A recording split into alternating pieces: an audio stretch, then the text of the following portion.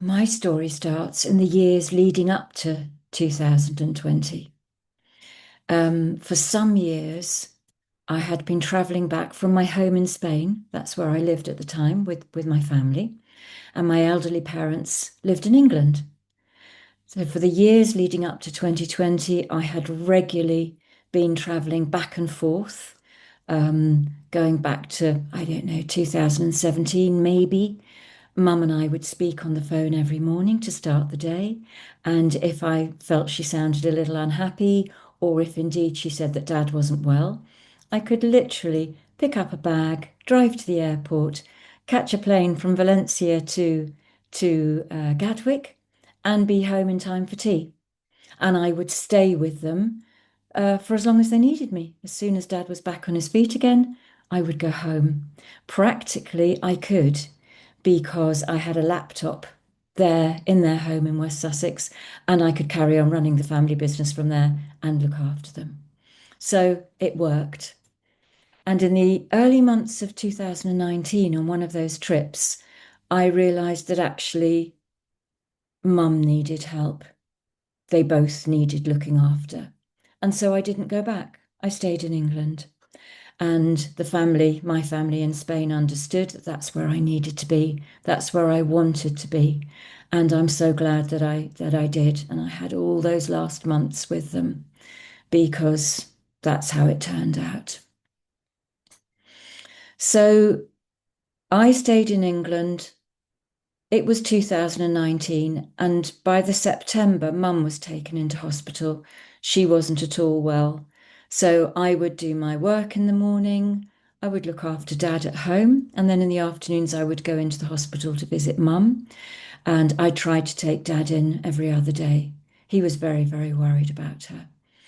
But they had decided between them that the family home was no longer manageable for them. They needed another solution. And Dad also realised that practically Mum still needed a lot of care. So we set out about finding an alternative.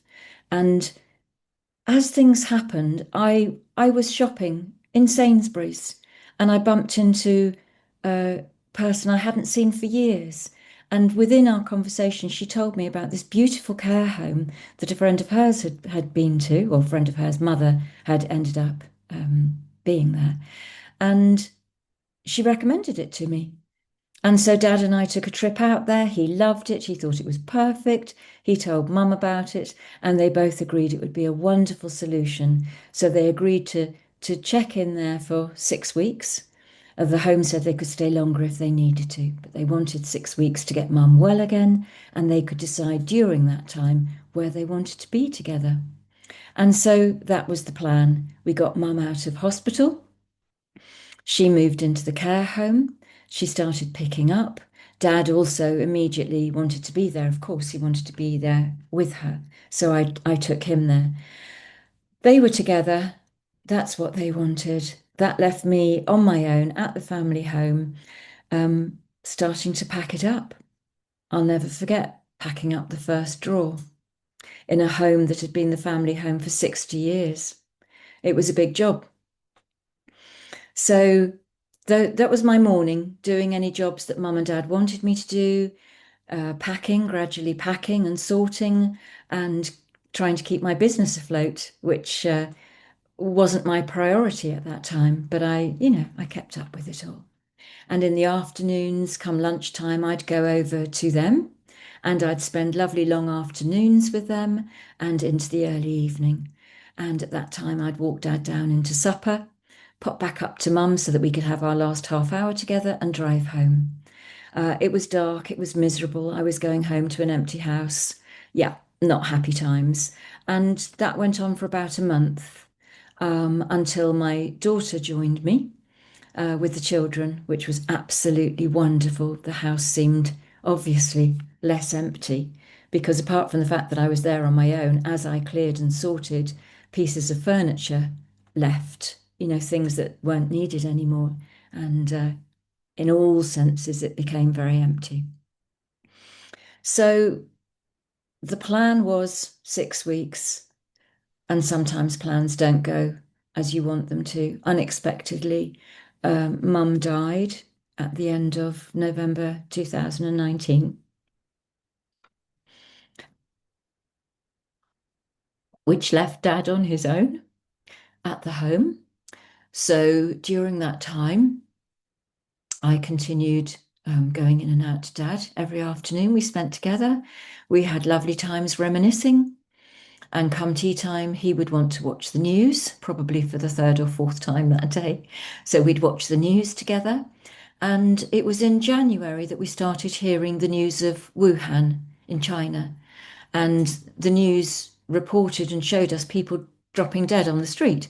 So, of course, it all looked absolutely terrible. And we were desperately sad for the people in Wuhan. It was terrible.